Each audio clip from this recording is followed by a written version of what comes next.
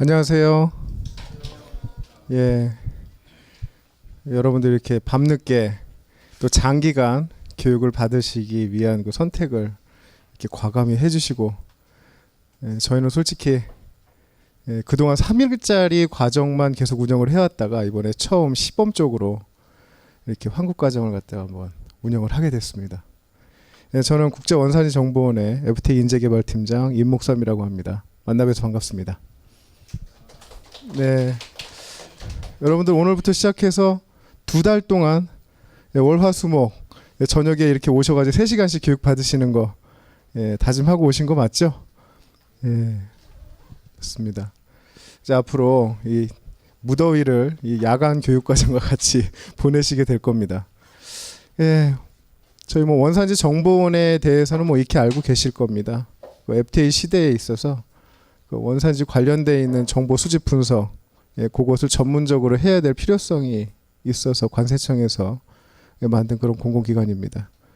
물론 공공기관이 뭐냐 뭐 궁금해하실 텐데 국정감사 받는 기관이라고 보시면 되겠습니다. 그래서 원산지 관리사에 대한 수요는 여러분들이 생각하시는 것보다 상당히 많습니다.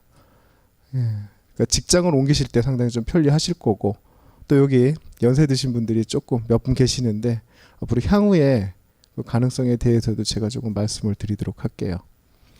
그 원산지라는 것은 사실 이거 FTA 시대에 있어서 가장 중요한 증빙 자료입니다. 증빙 자료. 여러분들이 이 FTA 관련해 가지고 피부로 와닿는 것은 딱 한 가지밖에 없을 거예요. 수입할 때 평소에 내던 세금 안 내고 수입을 하거나 덜 내고 수입을 한다라고 이제 생각을 하실 겁니다. 그렇죠? 그것 때문에 원산지 관리사를 하셔야 되는 것인가? 그건 아닙니다. 자, 그럼 이제 바꿔서 이제 아웃바운드 쪽으로 볼까요? 자, 수출을 할 때 있어서 FTA를 활용을 하게 되면은 과연 수입 국가에게 더 저렴한 비용으로 수출을 할 수 있는 것인가? 맞나요? 그건 틀린 겁니다. 수입하는 사람이 저렴한 비용으로 수입을 하는 것뿐이죠. 네, 단 수출하는 사람이 원산지를 증빙할 수 있어야지만 수입하는 사람이 세금을 덜 낼 수 있다라는 것이죠. 그래서 사실은 원산지 관리사라는 것이 필요한데요. 전 세계적으로 이 원산지 관리사라는 자격증 제도는 우리나라밖에 없습니다. 하지만 원산지 관리 전담자는 FTA를 활용을 한, 우리보다 먼저 선험적으로 활용을 한 미국이라든지 EU 쪽에는 다 있습니다. 기업마다. 그 양반들이 다 뭐 하는 사람들이냐? 원산지 증명서 만들 때 사인하는 사람 맞습니다. 근데 그 롤이 아니고요. 자기가 사인을 한 그 증명서의 백업 자료를 갖고 있는 사람. 즉 다시 말해서 외국의 관세청에서 원산지 조사를 직접 나왔을 때, 혹은 외국의 관세청에서 우리나라 관세청에게 누구의 원산지 증빙 서류를 좀 확인해 달라라고 요청이 들어왔을 때 우리나라 관세청에게 원산지를 증빙할 수 있는 사람, 그 사람이 바로 원산지 관리사입니다. 원산지 관리를 위해서, 아니 원산지 증빙을 위해서 그럼 필요한 증빙 서류가 무엇이냐? 뭘 것 같아요?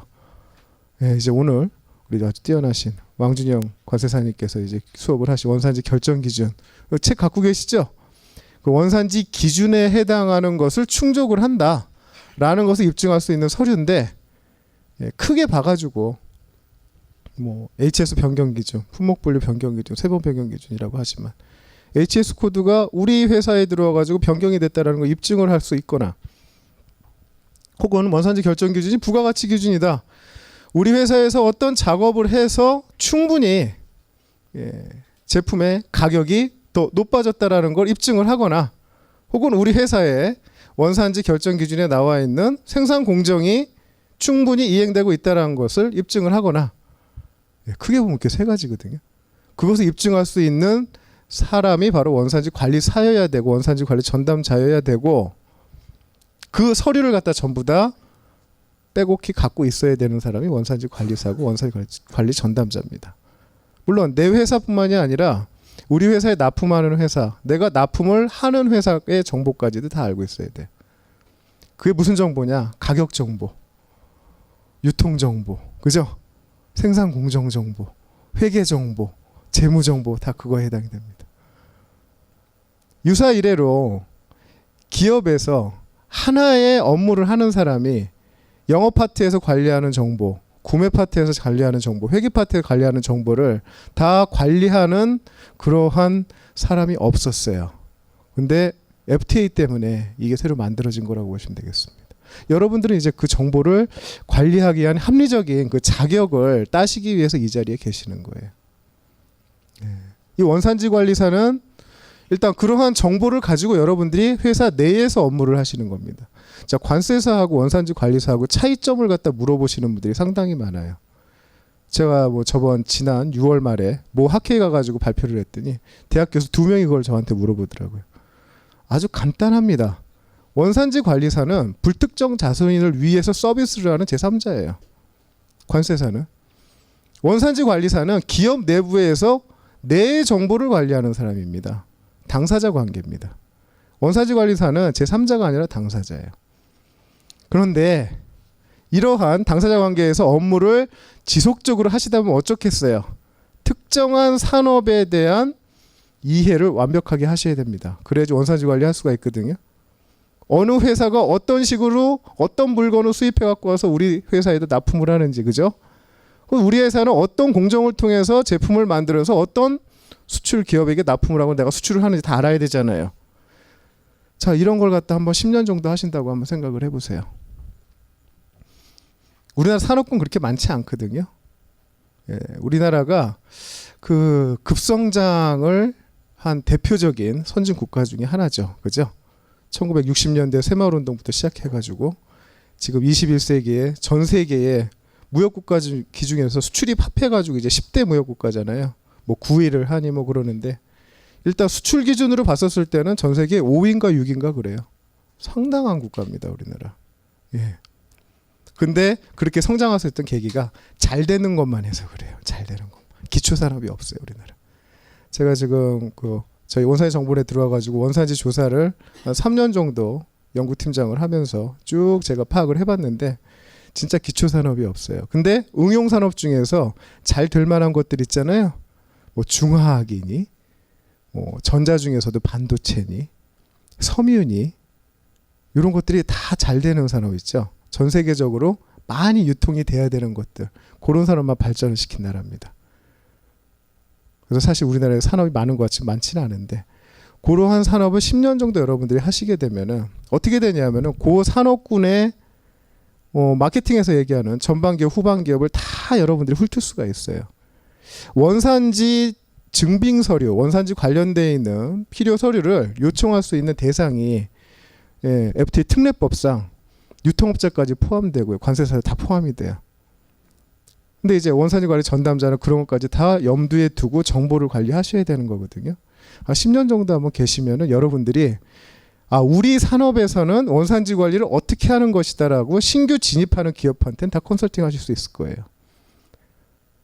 향후에 여러분들은 고기를 바라보고 원산지 관리사 자격을 따셔야 되는 것이고 원산지 관리 업무를 하셔야 된다는 겁니다. 당장 기업 내부에서 원산지 증명서 뭐 사인하고 원산지 뭐 증빙서류 관리하고 그거는 말 그대로 뭐 요새 흔히들 얘기하는 부품 역할에만 불과한 것이고요. 사실 여러분들의 최종 목적지는 거기 있어요. 원산지 관리사 보수 교육 기간 있습니다. 여러분 따신 다음에 3년 후부터서는 이제 보수 교육을 받으셔야 돼요. 근데 보수 교육을 계속 3년마다 받으시면 엔들리스예요. 이거 자격증이. 돌아가실 때까지 계속 원산지 관리하실 수 있습니다. 근데 원산지 관리건 관세사건 간에 여러분들의 롤이 있으면 평생 하시는 거 좋거든요. 또 평생 해야만 되는 직종 중에 하나가 원산지 관리예요. 세상 돌아가는 흐름을 알아야지만 컨설팅을 할 수가 있는 것이니까. 지금 우리나라가 이 원산지 관리 하시다 보면은 국내 기업만 하실 것 같아요? 안 그래요. 베트남이라든지 중국이라든지 동남아시아 당연히 다 돌아보실 줄 아셔야 됩니다. 수출 기업까지 보신다면은 저 유럽이라든지 미국으로 수출하는 게 난지까지도 여러분들 잘 아셔야 됩니다. 근데 많은 걸 하실 필요는 없어요.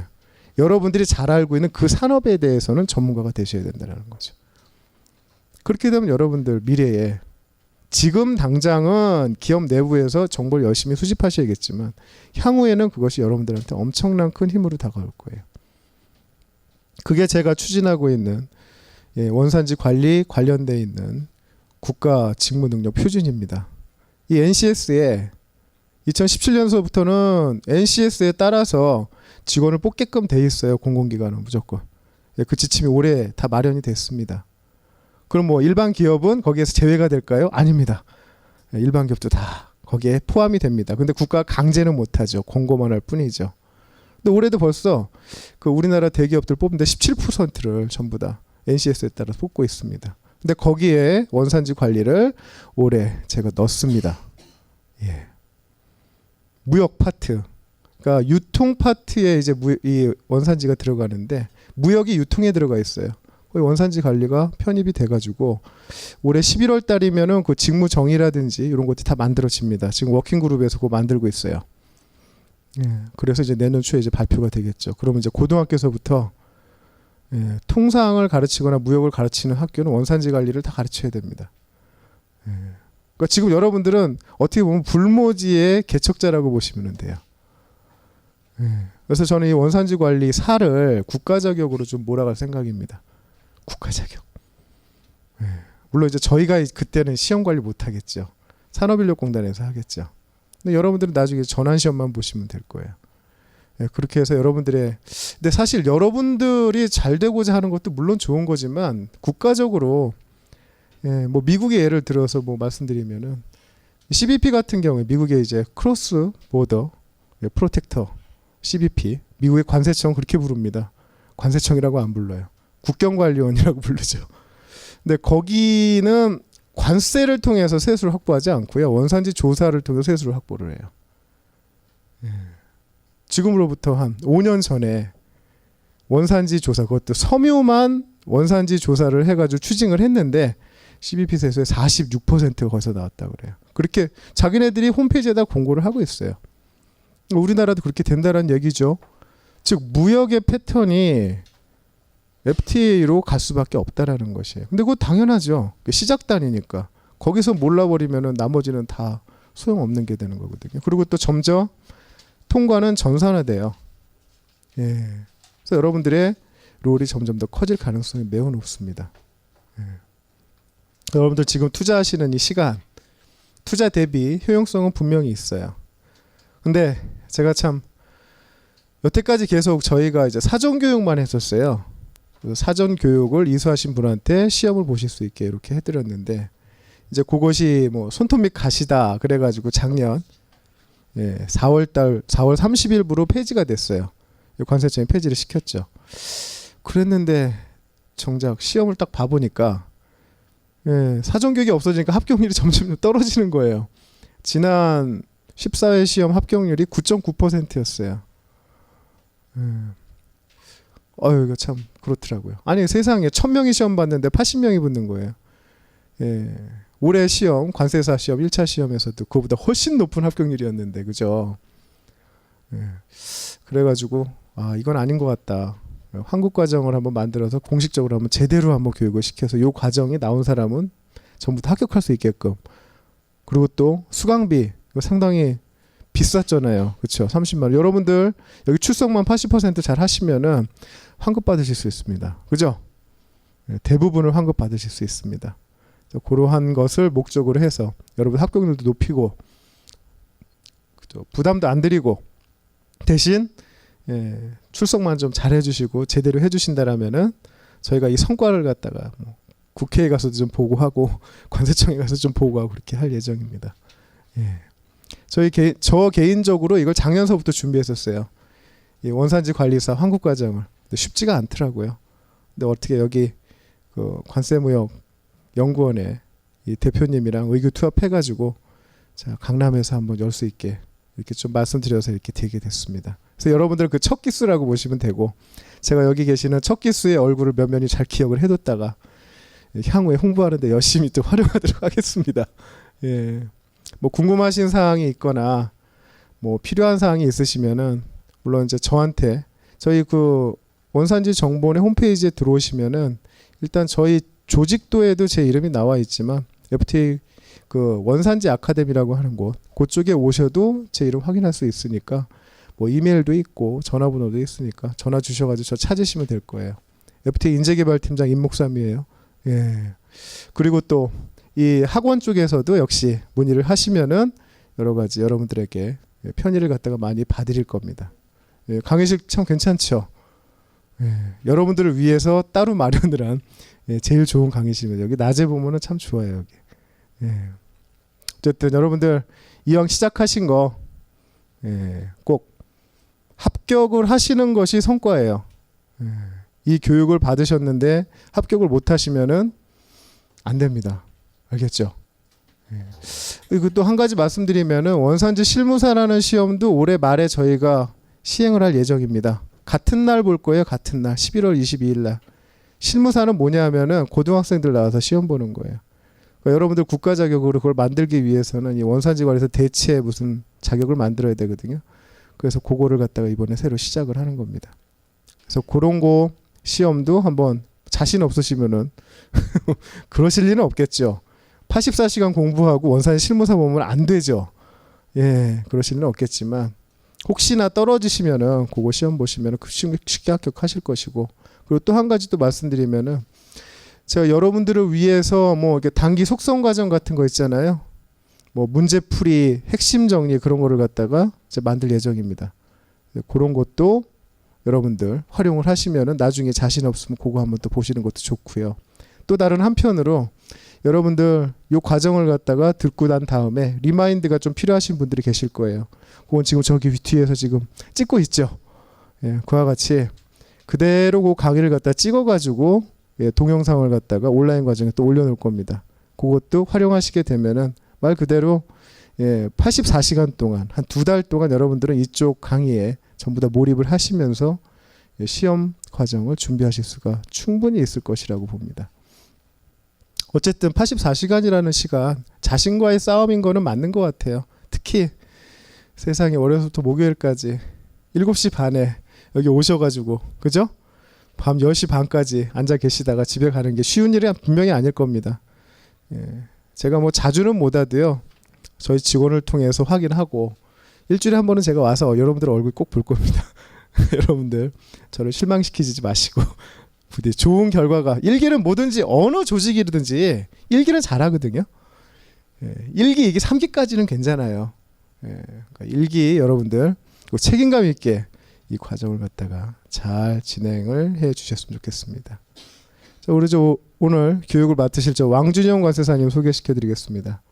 왕준영 관세사님은 지금 현재 대한상공회의소에서 실제 인증 업무를 하고 계세요. 그리고 뭐 원산지 관련해서 컨설팅도 실제 하고 계시고요. 특히 이 학원에서도 제일 강의를 잘하시는 분으로 제가 모신 분입니다. 제가 이 FTA 관세무역연구원에서 이 환급 과정을 하면서 5만 가지 생각 많이 했겠죠. 그래서 강사도 당연히 제 입장에서는 가장 좋은 카드를 내밀 수밖에 없습니다. 그래서 우리 강사님한테 잘 여러분들이 이제 뭐라 그럴까 신뢰를 많이 주시고, 그리고 서로 믿는 상황에서 시간이 지나가야지 여러분들의 합격률도 많이 높아질 겁니다.